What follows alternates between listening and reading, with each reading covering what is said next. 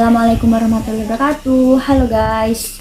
Di sini saya akan memenuhi tugas mata kuliah pembangunan desa, yaitu tentang apa sih hubungan otonomi desa dengan pembangunan desa. Jangan lupa untuk di like dan komen sebanyak-banyaknya guys. Makasih. Silahkan ditonton. Sebelumnya, apa sih yang dimaksud otonomi desa itu? Jadi, otonomi desa bisa diartikan sebagai kewajiban pemerintah yang didelegasikan kepada daerah otonom untuk mengatur dan mengurus sendiri urusan pemerintahan dan kepentingan masyarakat setempat menurut aspirasi masyarakat untuk meningkatkan daya guna dan juga hasil guna penyelenggaraan pemerintah dalam rangka pelayanan terhadap masyarakat dan pelaksanaan pembangunan sesuai dengan peraturan perundang-undangan. Tujuan dari pelaksanaan otonomi desa sendiri adalah untuk meningkatkan kesejahteraan masyarakat desa, mempercepat kemajuan kegiatan ekonomi pedesaan yang berkeadilan, dan mempercepat industrialisasi desa. Dapat juga menciptakan lapangan kerja, membuka peluang tersedianya bahan pangan dan bahan lainnya agar menunjang kebutuhan konsumsi dan produksi, terwujudnya keterkaitan ekonomi lokal, dan meningkatkan kapasitas lembaga serta organisasi ekonomi masyarakat desa. Namun harus selalu diingat juga bahwa tiada hak tanpa kewajiban, tiada kewenangan tanpa tanggung jawab, dan tiada kebebasan tanpa batas. Oleh karena itu, dalam pelaksanaan hak, kewajiban, dan kebebasan dalam penyelenggaraan otonomi desa, jangan dilakukan secara kebablasan sehingga desa merasa seakan terlepas dari Ikatan Negara Kesatuan Republik Indonesia. Tidak mempunyai hubungan dengan kecamatan, kabupaten, provinsi, ataupun dengan pemerintah pusat.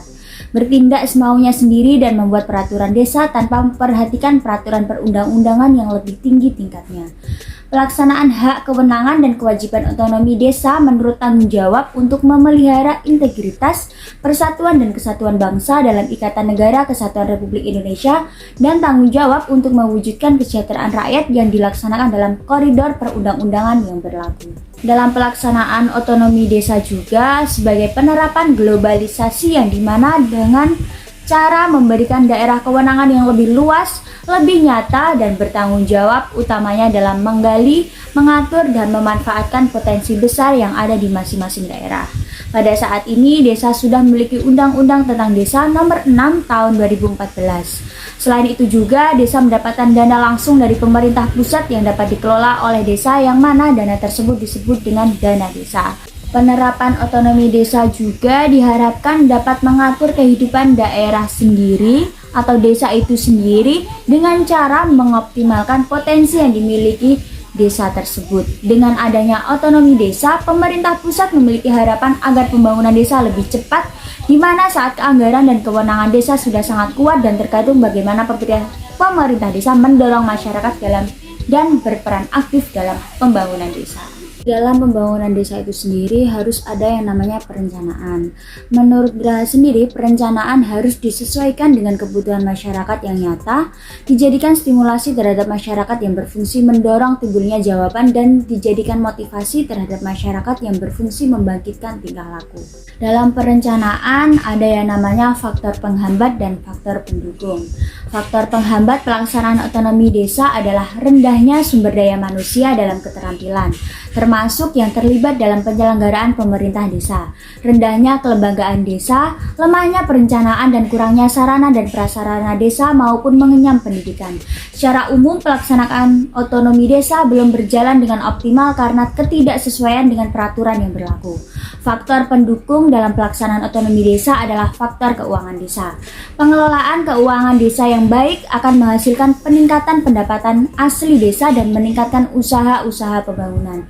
Yang dimaksud dengan keuangan desa adalah semua hak dan kewajiban desa yang dapat dinilai dengan uang dan segala sesuatu berupa uang dan barang yang dapat dijadikan milik desa dan berhubungan dengan pelaksanaan hak dan kewajiban tersebut. Untuk pendapatan desa sendiri dapat diperoleh dari berbagai aspek. Pertama, pendapatan asli desa terdiri atas hasil usaha, hasil aset, swadaya, dan partisipasi, gotong royong, dan lain-lain pendapatan desa. Yang kedua, anggaran pendapatan dan belanja negara. Ketiga, bagian dari hasil pajak daerah dan retribusi daerah, kabupaten atau kota. Keempat, dana desa yang merupakan bagian dari dana perimbangan yang diterima kabupaten atau kota. Yang kelima, bantuan keuangan dari anggaran pendapatan dan belanja daerah provinsi dan anggaran pendapatan dan belanja daerah kabupaten atau kota. Yang keenam, hibah dan sumbangan yang tidak mengikat dari pihak ketiga. Ketujuh, lain-lain pendapatan desa yang sah. Dengan berbagai sumber pendapatan tersebut, diharapkan desa dapat mengelolanya dengan baik sehingga senantiasa akan berimbas terhadap pembangunan desa yang berkelanjutan. Dengan pembangunan yang berkelanjutan akan membuat desa-desa semakin modern dan sejahteranya masyarakatnya. Nah, pada saat ini pembangunan desa itu sudah disupport langsung dengan anggaran dari pusat untuk menjalankan program-program desa yang seharusnya dapat langsung melibatkan masyarakat berperan aktif dalam penyusunan pembangunan rencana pembangunan desa dan juga pemerintah desa. Dalam konsep pembangunan desa terdapat 3 dimensi yang saling berkaitan antara kebutuhan masyarakat, respon, dan motivasi dari masyarakat untuk pembangunan desa itu sendiri.